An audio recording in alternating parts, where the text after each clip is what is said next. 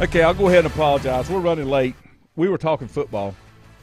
Well, we got it fixed. Well, we got a little something we'll put in tonight. Sprinkle it in. We got it fixed.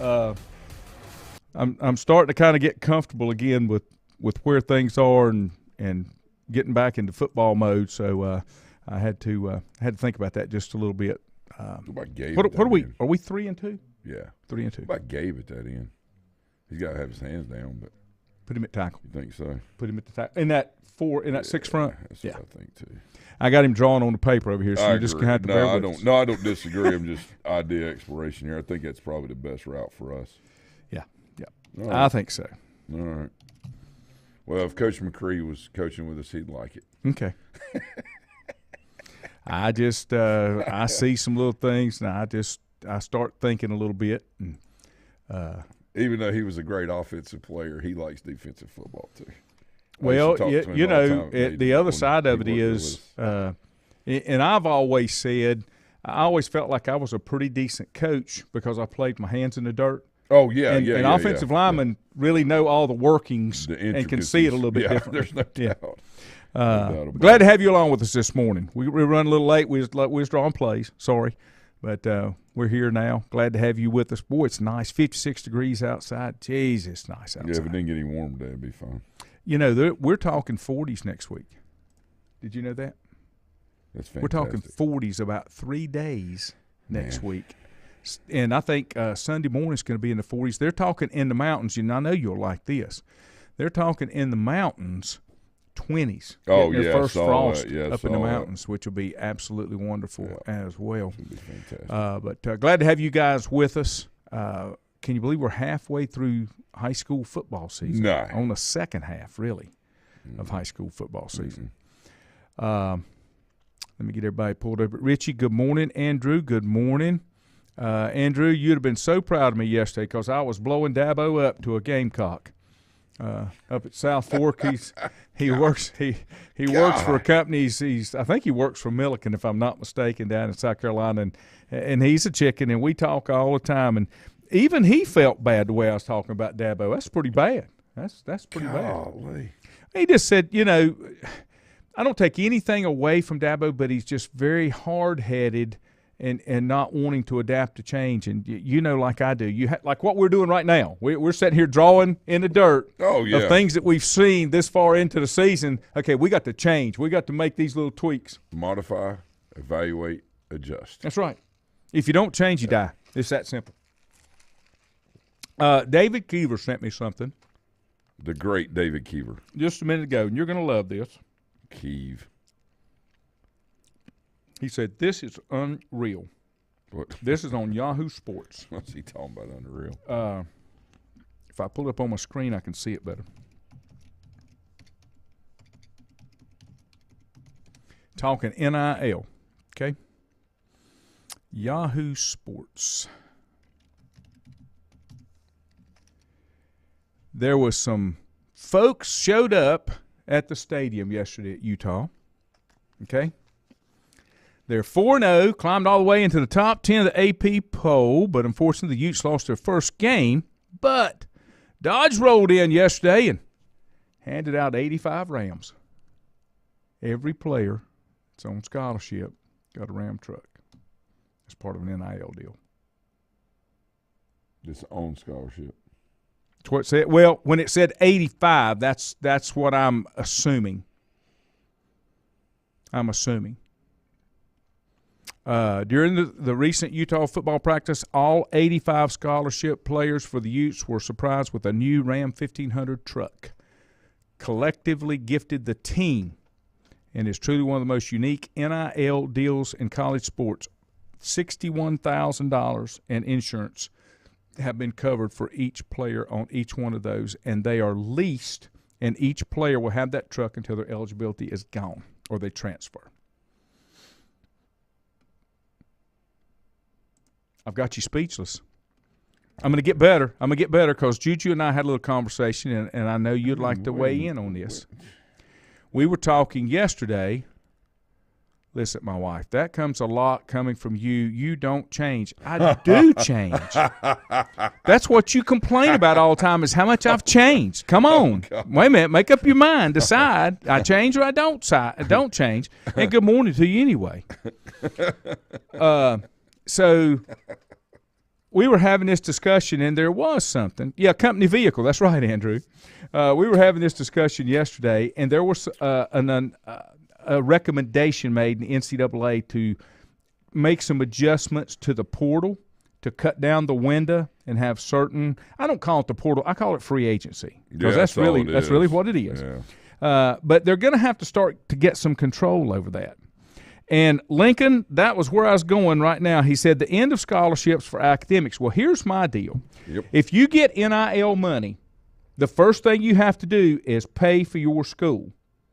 Because you should not be taking money from a kid that is not on your level, that's actually coming to school to play a sport and get an education. They can give that to somebody else. If you get NIL money, you're not entitled to scholarship money. You should have to pay your way. It's so muddied right now. Yeah. On what's going on. The focus has gone away. And that's okay. Well, it's not football. It's not about football. Things change. That's okay.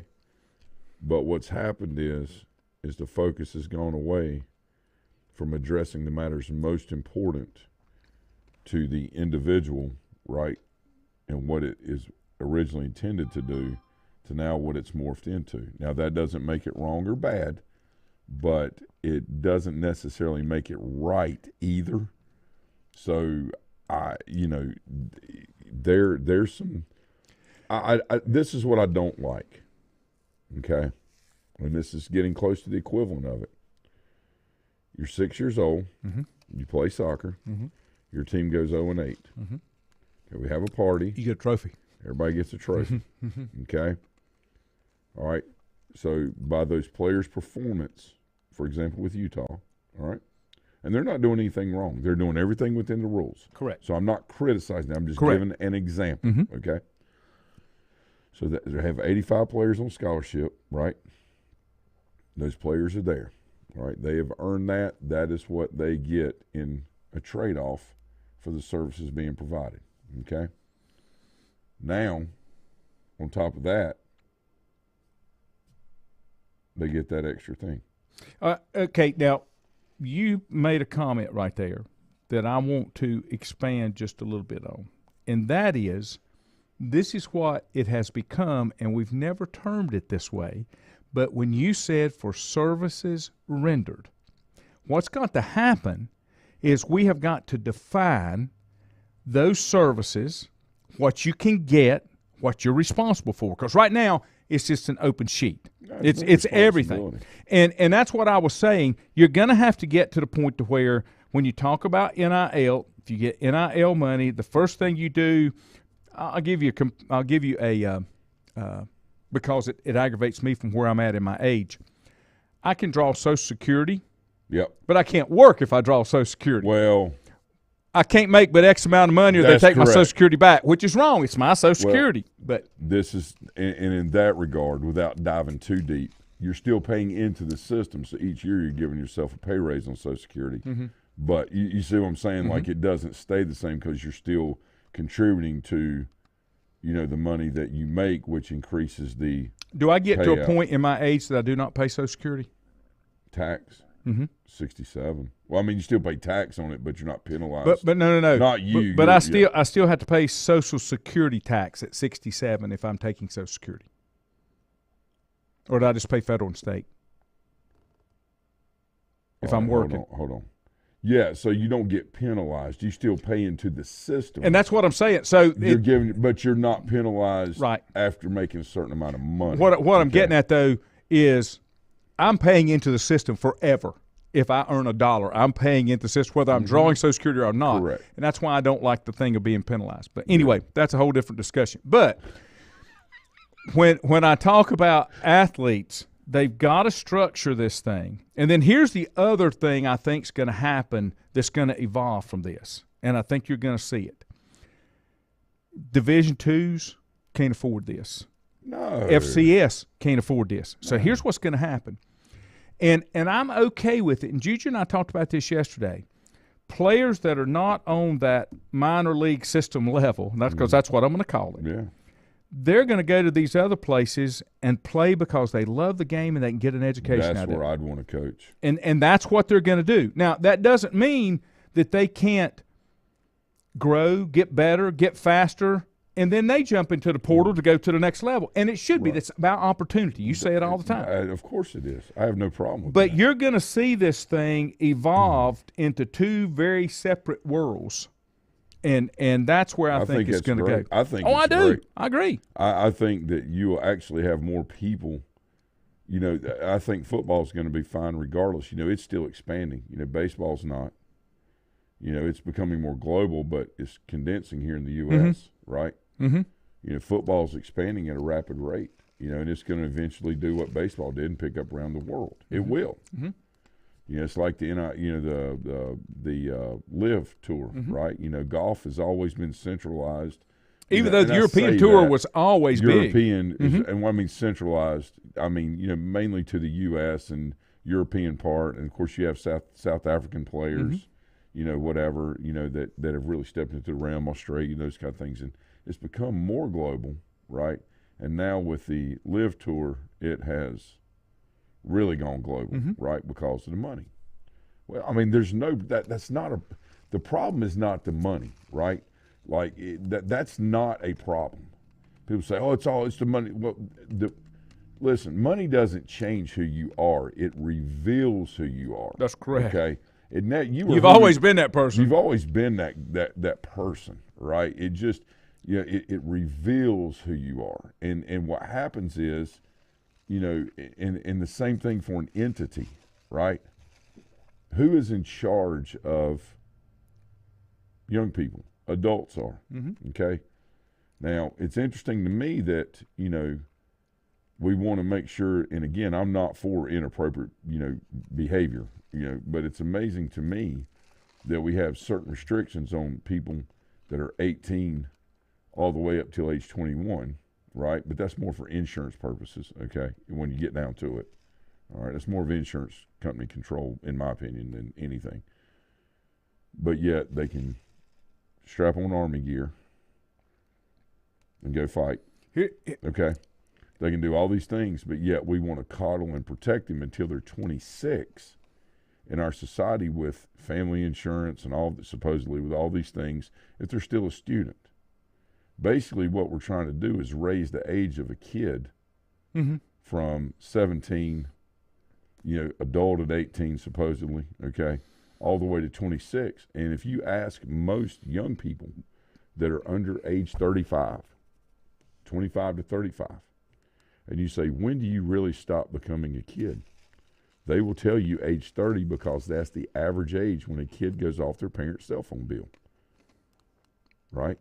Now, I'm not blaming anybody for raising their kid. What I'm saying is the age keeps getting older, you know, and that doesn't mean it's wrong or whatever, but there are a lot of adult scenarios and situations that are being thrown at 17 and 18-year-old young people who may or may not have parents, family members that have the life experience to be able to help make those decisions. And basically, in a lot of cases, and I've seen some, okay, in the last couple of years, that have basically been thrown to the wolves with some really, really, really bad advice. Really bad. And, you know, I feel like I am in position to, I say judge that, to have an idea of that. And an opinion, too. Because of, you know, what maybe, you know, what I do, okay, you know, okay. And I see, right now I see more bad than good coming from this. And it's because there's no structure, to your point, and I'm sorry it took me so long to say that, but I think that's very important for, you know, us to have a discussion on this. I'm not criticizing. What I'm saying is it's better to educate than regulate. All right, regulation is important. You need to have rules, NCAA, whatever, you know, in life, you know, that, you know, laws, whatever. But it's much better to be in front of people who will help educate you on scenarios and give you options and choices so you can make an informed decision instead of locking you down and just telling you this is well, what and it is. we've gotten to the good. point to where That's not good. we don't want to make young adults make decisions. We just cover that. I got one simple philosophy, okay? It's exactly what you're saying. I've never understood the differences in the ages other than it's politicized. It's just on political agendas is all it is. It's very simple for me.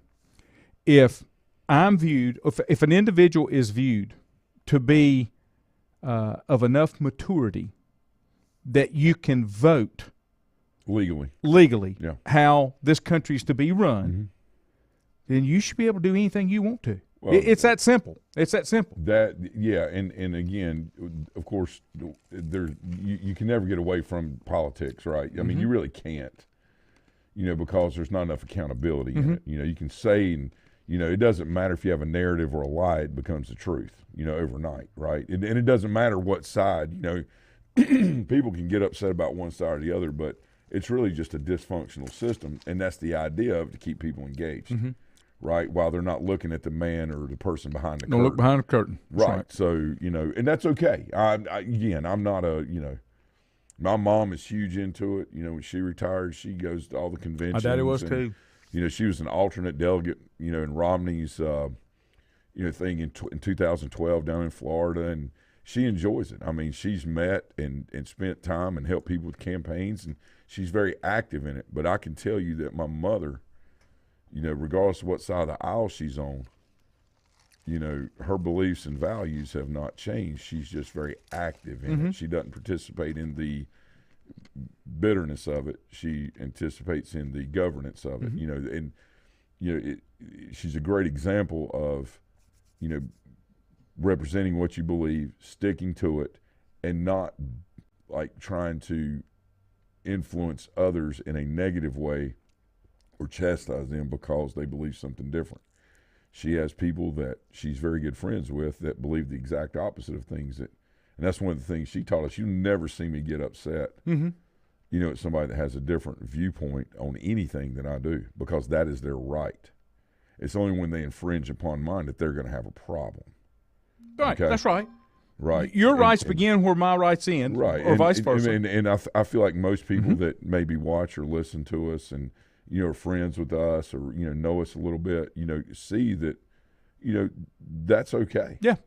That is functional. What's not functional is allowing things to get out of hand. And I feel like there's not a lot of functionality right now, and that most of this is politically based when it comes to the kids. And I say kids, the young adults that are playing these sports. It's wonderful that you get a vehicle and you can do these things and all that, but there's the ping pong ball inside the game. What's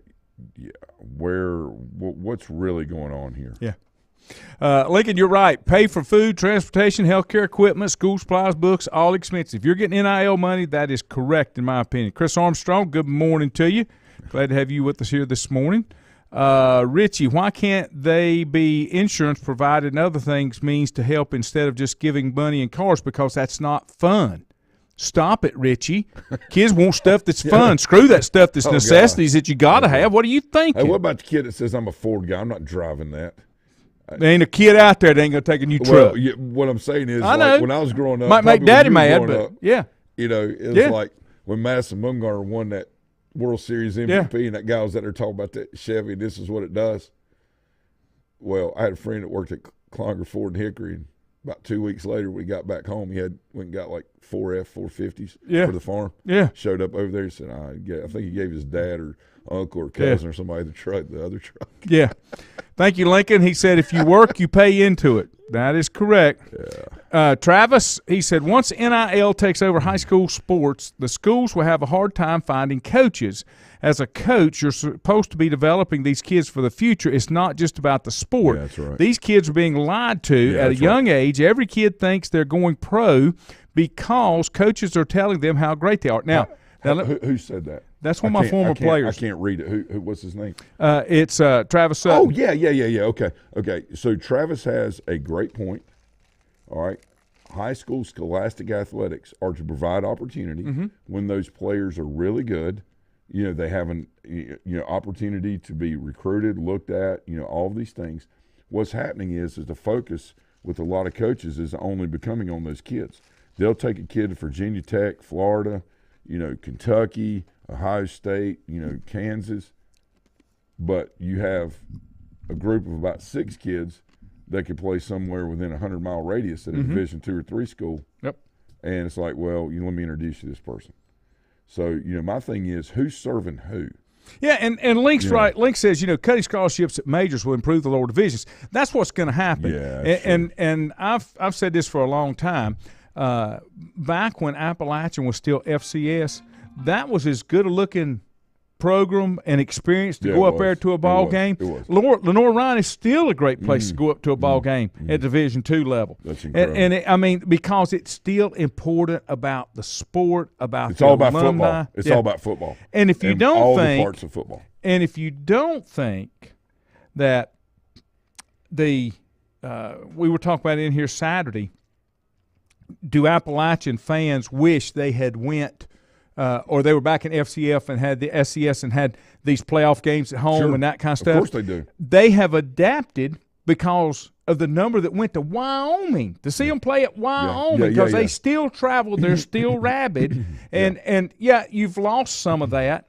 But the other thing that happened at Appalachian with FCS, when they were in FCS in the playoffs and they went deep, when the kids left campus, it was hard to get a whole lot of folks into the stadium because they didn't have that kind of support. Right. But anyway. See, that's different now because of – the road connectivity. There's 4 lanes every way going into Boone. Things are a lot more accommodative, which they did a great job on. They made 4 lanes up a mountain that nobody ever thought that was next to impossible. I'm only going to take one break this morning because Andrew's got something important he wants to say before I start in on Dabo. Back in a minute. Whether it's a sit-down meal or a call-in for the drive-thru, Brookwood Cafe and Catering is the answer. A variety of meats, vegetables, and desserts cooked daily or a hot sandwich from the grill, they have what you're looking for to satisfy your taste buds. If you need catering from 5 to 500, Brookwood has you covered as well. Stop by Brookwood Cafe and Catering at 202 Providence Mill Road in Maiden. Don't forget breakfast daily till 11 a.m. Open Tuesday 6 a.m. to 2 p.m., Wednesday through Saturday 6 a.m. till 8 p.m., and Sunday from 7 a.m. to 3 p.m. Call 828-428-8944 to place your order today. If you ask around, you'll find Burke Mortuary has a reputation for excellence and commitment to value. They've built a reputation of trust for more than 35 years. Burke Mortuary is proud to offer personal attention, meaningful tributes, and the area's most affordable prices. They're also proud to offer you beautiful, state-of-the-art facilities.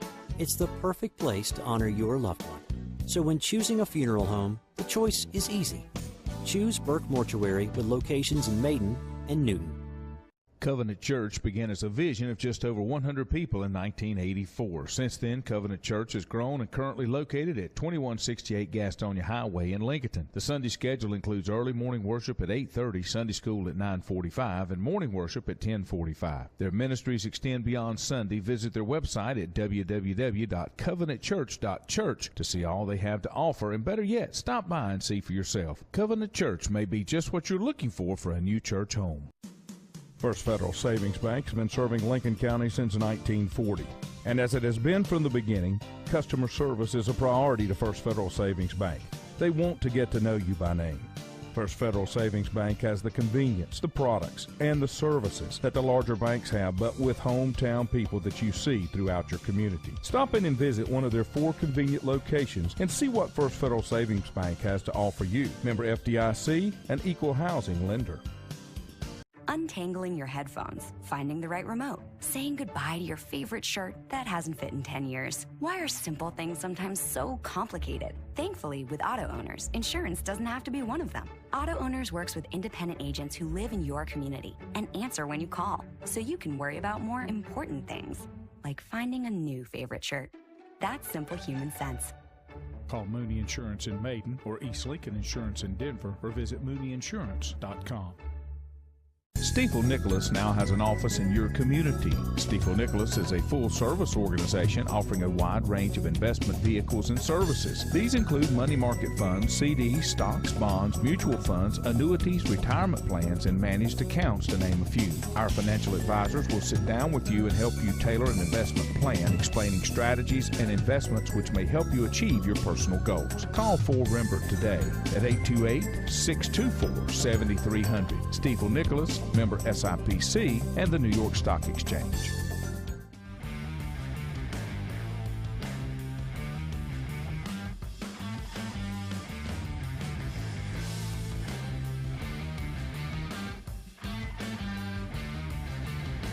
And welcome back.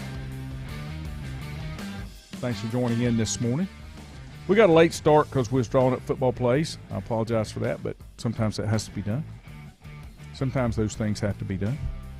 Let me get back to our comments. Andrew said, for the sake of this conversation, we talk about opportunities.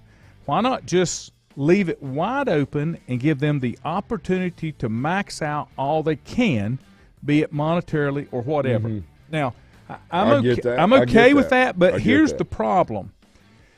These kids are not getting what they think they are. And I'll tell you, and this is something, and it did not bother me, okay? It did not bother me, but I'll tell you a little story. When I was at Clemson, I was on full scholarship. At that time, we had a jock dorm. Only people that lived in this dorm was football and basketball players. Right. We were on the co-ed side of campus. Mm-hmm. We were right across the parking lot from one of the dining halls. Regular student population ate upstairs. We had a training table. Only the football and basketball players ate downstairs. Right. Okay, and we had really good stuff. And you could eat upstairs if you wanted to. No, we had to eat downstairs because our academic advisor checked your name off at the meals. What? Yes. You couldn't eat in the general population? No. Everybody's right there. Monday nights, there were grills out back of the back of the cafeteria. We had steaks. Yeah. But let me tell you this. Wow. After my injury, and it was determined I could not play more, I was still on scholarship for 1 year. Mm-hmm. They were 1 year renewable because they what I had was a pre-existing condition. I lost my scholarship after the first year. Now, they offered me a half scholarship to stay and work with the team, okay?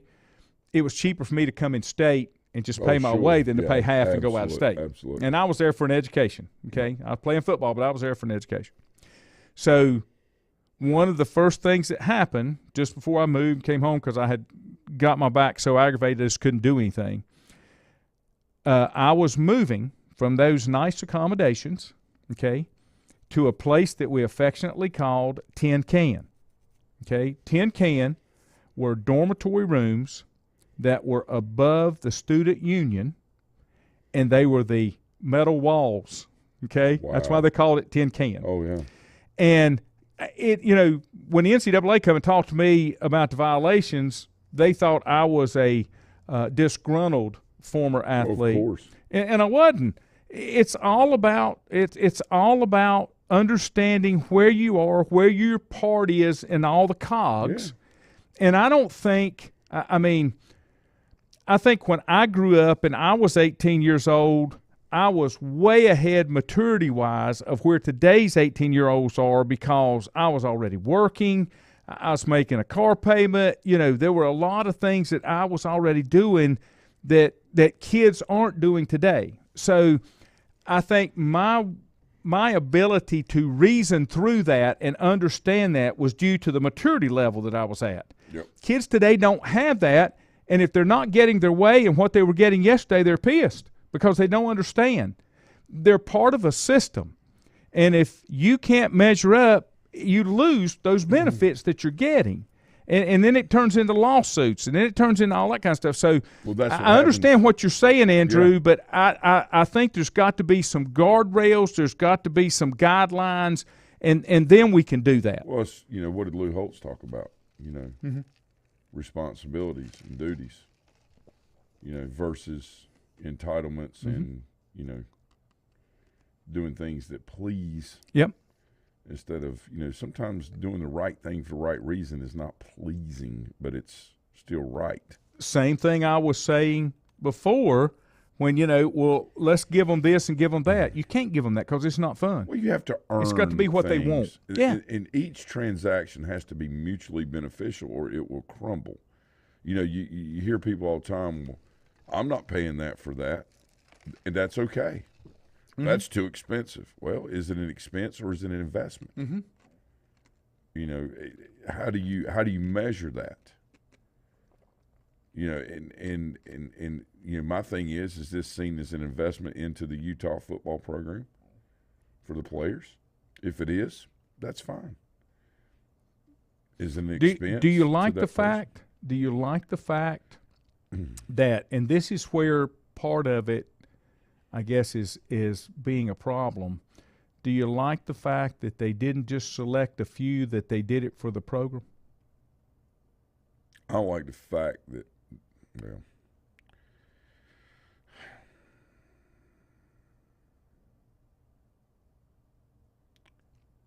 that's you know, honestly, I can't answer that right now because I got to think about that. Okay. And the only reason I say that is because there are pros and cons. Yes, I agree. To this whole thing, and coming to the conclusion, you know, it feels good. Hey, I'm getting the lease. My lease is paid for on this vehicle as long as I'm playing here. And there's probably kids there that's never had a vehicle. Right. You know, there's opportunity there. You know, hey, you know, I'm here. I've earned this scholarship. Mm-hmm. You know, this is one of the perks I get. You know, it's like, well, you know, you get clothes, you know, practice clothes, you get gear to wear around campus, Mm-hmm. all these things. You know, how do you quantify it, Mm-hmm. right? You know, well, okay, you get all this gear. It's probably $8,000 when it's all said and done, and then you lease a vehicle, which is probably, you know, $400 or $500 a month, maybe $600. It's probably just basic 150s, which or 1500s, which there's nothing wrong with that either. $61,000 truck. No problem. Mm-hmm. You can probably lease it out for $600-700. Mm-hmm. So, you know, that's a year worth of, you know, clothes basically of what they're, Mm-hmm. you know. So I really don't know. I mean, it's. But the point I was, as long as they're still eligible, they get the truck, honey. My wife said, what happens if they get hurt and can't play? They'll get it for the end of that year until they're ineligible to play, or if they're ineligible or they're unable to play because they just leave. Yeah, you know, whatever. or they leave, whatever. I guess where I was going with that is, you don't hear about this side of it, but what about, I've got 5 offensive linemen, Mm-hmm. okay, that are pretty good, but only one of them's getting NIL money. Yeah. That causes some tension, I think, between the other players that are there. And what I was getting at, because they did it for all the scholarship players, I did like that part because they made it an equal thing for the team, not just an individual. Well, think about it like this. You know, we had a kid at Maiden that played with Eisenhower that is arguably the second best lineman that's played at Maiden, arguably. Mm-hmm. You know, of course, Coach Parker's seen him for 40, 50 years like, you know, Tom had or whatever. But this kid was incredible. He was a year older, but he was amazing. You know, but who got all the attention, which he deserved, was Matt, right? Mm-hmm. Incredible player.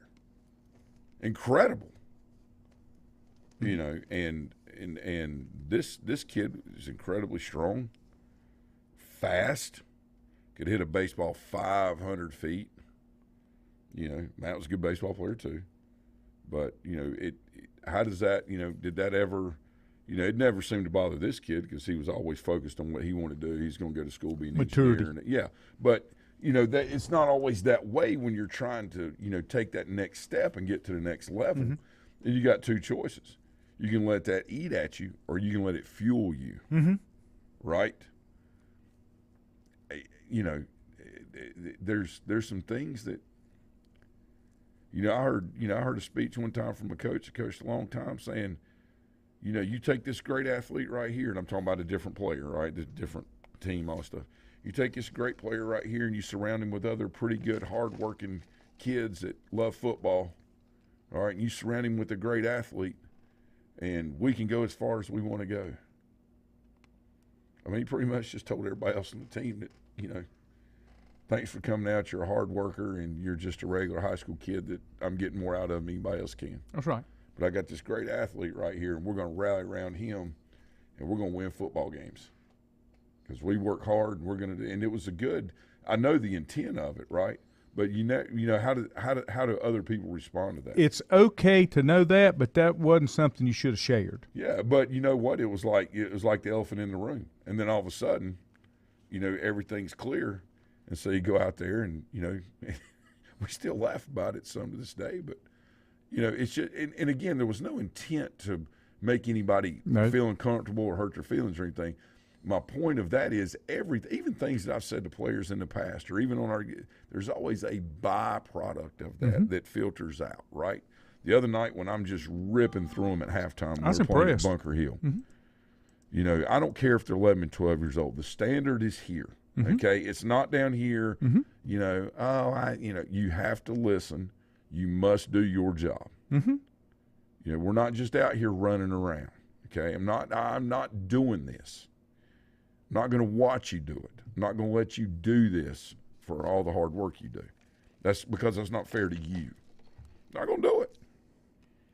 Of course, I was a little louder than that, a little more pissed off, and should have been. I was impressed. Well, you know, and I kept it clean, which was a miracle. It killed you. I only said one, and it wasn't a 4-letter word. It was a 3-letter word. I told them they better get off of it and start playing, or I was going to kick it, okay? So, but in a motivational sense. But the point of all that is the message has to match the moment, and the byproduct that comes from it, you know, is interpreted differently. It's just like these trucks given to these kids. You know, what are the byproducts for the guy that's actually better than the scholarship kid that walked on that's going to take his spot next year? And then he earns that scholarship. I like that. Does he get – I tell you what, dude, if I'm a non-scholarship guy and I'm better than get 20 of those guys, and I know that that's potential, I'm like, okay, is that happening next year? Yeah. Because next year, that dude that's playing in front of me that you're giving that money to is going to be behind me. Yeah.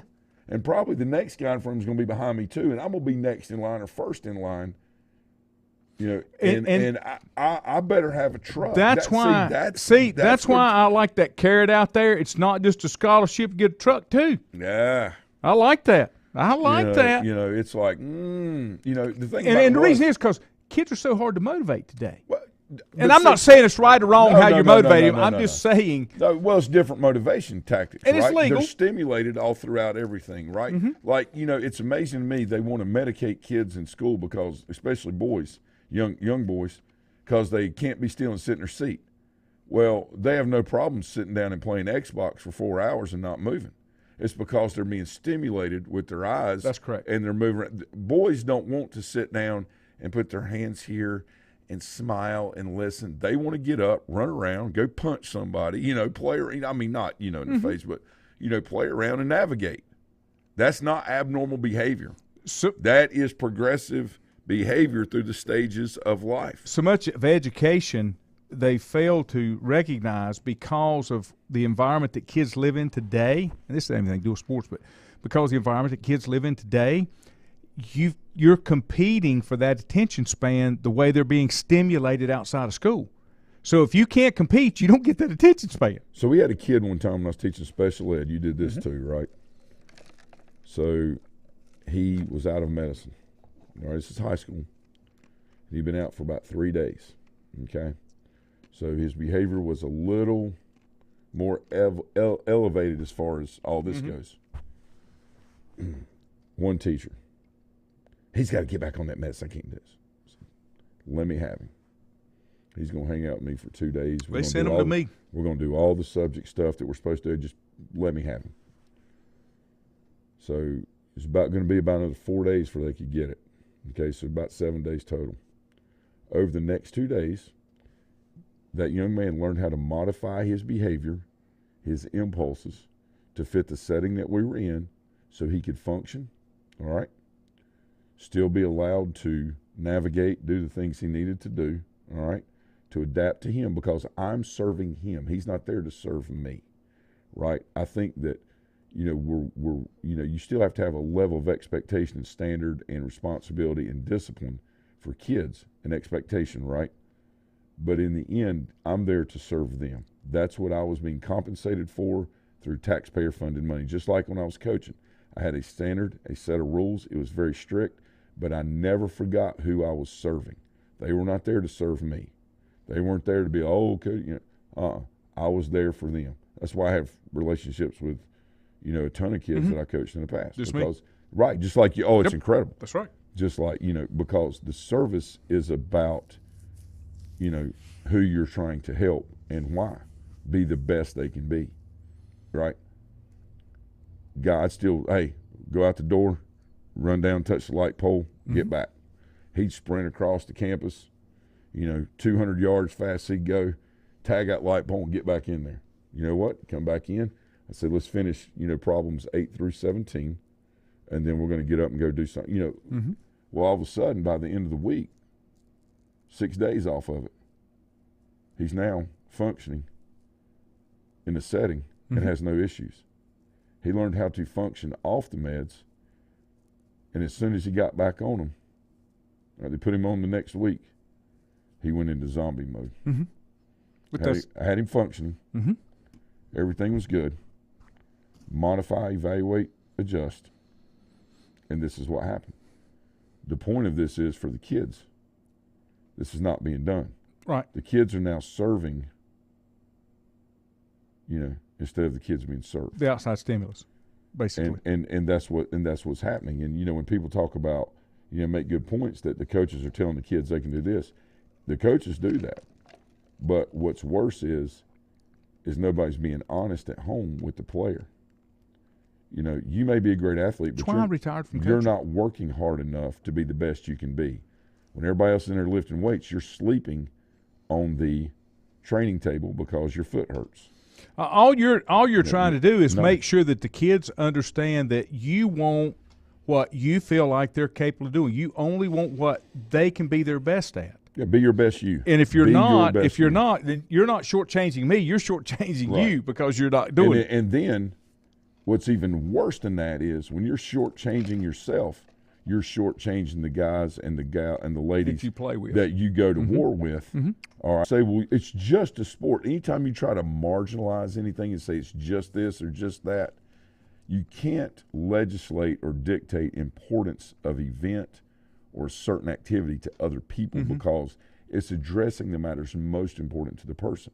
That's why you and I both would much rather take an athlete that is average athleticism at best, maybe even below, but yet has the heart of a Lion or Navy SEAL, right? And use that player in place of a great athlete that takes place off, that doesn't have good technique, that won't be in position, that never shows up to practice, and that you're wasting time with players like that because they're not investing into what the cause is.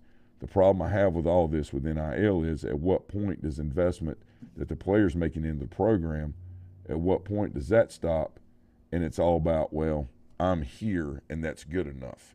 It's not. Everything's about productivity, not about showing up. You can only show up for so long. Like celebrity events. Oh, so-and-so's going to be here. Eventually, nobody cares. Well, here's the other thing. I don't care if it's Michael Jordan or anybody else. With Utah, eventually, nobody cares. You show up. If Utah had started 0-4 instead of 4-0, Dodge wouldn't have come in with 85 trucks. That's what I'm getting at. I mean, that's about realistic. Productivity. Yeah. I have no problem with that. Yeah. But there's just a lot that goes on. It's a lot deeper. Link says it's different for him. He got drafted at 18, was gone from his parents' home and care. Yeah. Chris said, Armstrong said, high school sports is not what it used to be. Let me back up here. I went too far. It's not what it used to be. Well, let me get there. When they were in school, we played for the love of the game and the excitement. Kids now are playing for sports or excitement. They have it all in their head of what's the next move and who's watching them and the next night and where they're going to be. I had kids I played with that, they didn't even think about what was going on. They were too concerned what they were going to do when the game was over. But see, but that is the difference today. They have choices. And the problem is Nick Saban talks about this a lot. He's been talking about it for 10 years. Basically, players, kids have too many choices today. They don't have enough life experience to, filter those down, where, in years past when you went outside and played, you grabbed a couple rocks and a stick and you made the best of the afternoon. And if you had an Atari, everybody's trying to come over and spend a night with you, right? Or an Intellivision. Well, everybody's got an Xbox. They can see each other on phones. They don't have to visit. They don't have to mingle. They do that over their phones. They communicate differently. The world is different. Doesn't make it wrong. It's hard to develop personal skills when you don't have any kind of personal relationships, right. And there's or face-to-face. But what happens is, you're right, there is a generation that forgot how to do that. Yeah. And that's why so many of them are introverted. That doesn't make them wrong. It makes them a product of their environment they grew up in, which was controlled by their parents. I have always been accused of being an introvert. That's one of my But there's nothing fallacies. wrong with that. I'm kidding. I'm yeah, far from an introvert. Yeah. But you know, it's you have to be able to navigate the world according to the value that you bring, you know, whatever that might be. And just having a heartbeat, you know, we're trying to convince people that they're special, they're unique, the world's their oyster, and they need to follow their passion. That is not true. Okay? You don't follow your passion. You follow your purpose. And there's only one that defines your purpose. And once you figure it out from the good Lord above what your purpose is, then you do your best to become passionate about it, whether that's truly what you love to do or not personally, because that's what you were put here to do. Right? I've known since the 8th grade standing in batter's box at Hildebrand Junior High with a 2-1 count, called timeout, and all of a sudden at 13 years old, I'm like, I think I want to be a teacher. I think I want to help kids. You know, I think I want to do this. I love my teachers in middle, you know, junior high at Valdez. It was incredible. I said, I think I want to do this. I think I want to coach kids. I said, now this is all in the batter's box. I called timeout and stepped out and had to clear my head. I'm like, I think I want to go to East Carolina.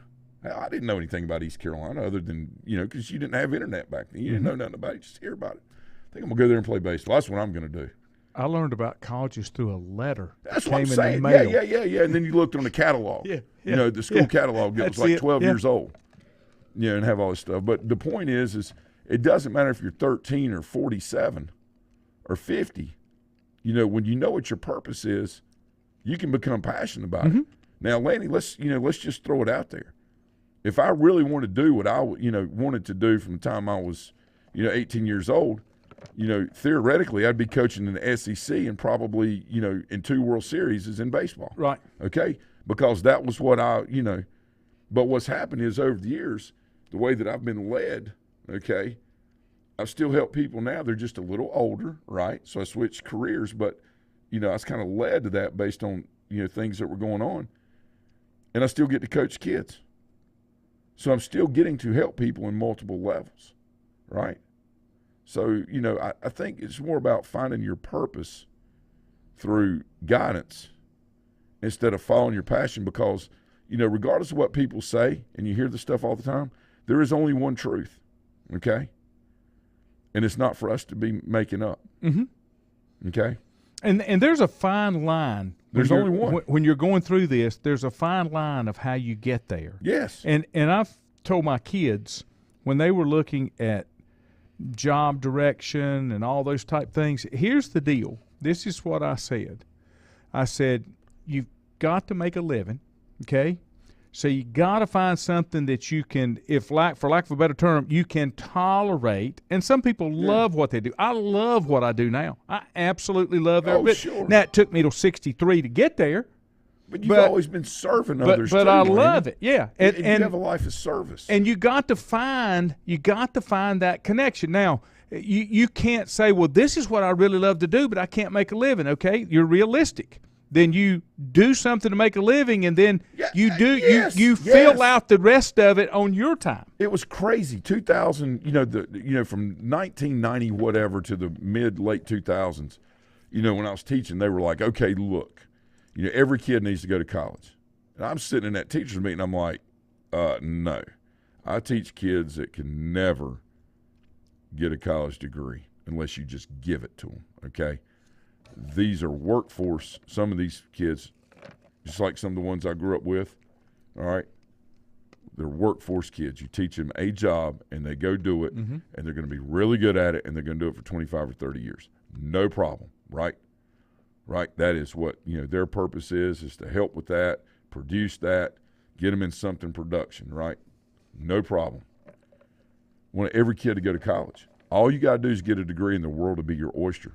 2008 hits. Got kids graduated $100,000 of debt. They're sitting there like this. There's no jobs available. Well, you need to go run pizzas until you can find something. I'm not doing that. My degree is in British literature. Why would I go deliver pizzas? I've got a degree. I got two of them. I worked hard for – I'm just giving an example. Yeah. I worked hard for that degree. I'm not going to deliver pizzas. That's beneath me. I was told if I get an education, it didn't matter what it was, that the world would be my oyster. I've got it. Where's my job? And then on top of that, the older generation would get mad because they were still living in their parents' basement. I'm like, why are you upset at them? Well, they should be out working. Okay, first of all, there's no jobs. We're in a major financial issue here, worldwide, especially here in the U.S. All right, voting the last 50 years has caused this. All right, not being engaged has caused this. Not making things accountable has caused this. Yep.